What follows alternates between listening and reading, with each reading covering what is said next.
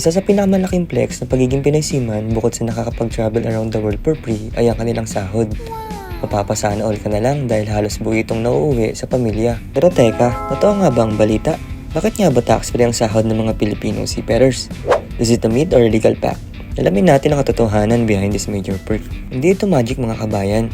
May legal na basehan to. Ayon sa National Internal Revenue Code or NIRC, particularly Section 23, kami mga marino ay tinuturing na overseas Filipino workers o tinatawag na OFW. Dahil ang trabaho namin ay ginagawa sa labas ng teritoryo ng Pilipinas habang naglalayag sa international waters. Ang aming kita ay tinatawag na foreign source income. At ayon sa batas, ang income na kinita sa labas ng bansa ng isang non-resident citizen ay 0% tax o exempted sa income tax dito sa Pinas. Pero bago tayo mag-celebrate ng gusto, let's clarify things. Ang exception na to ay may limitation. Ang tax-free status ay para lamang sa sahod na galing mismo sa barko.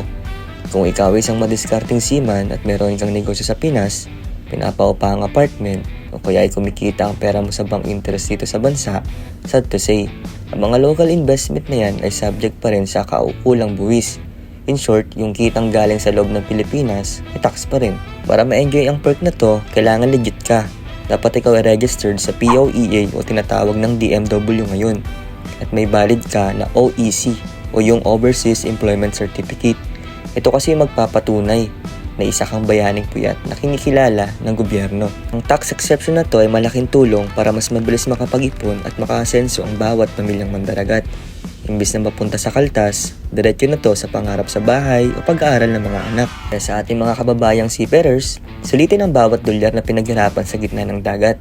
Gamitin ito ng tama para sa kinabukasan. May tanong ka ba tungkol sa buhay marino? I-comment mo na yan sa baba. Safe skies and calm seas mga kabayan.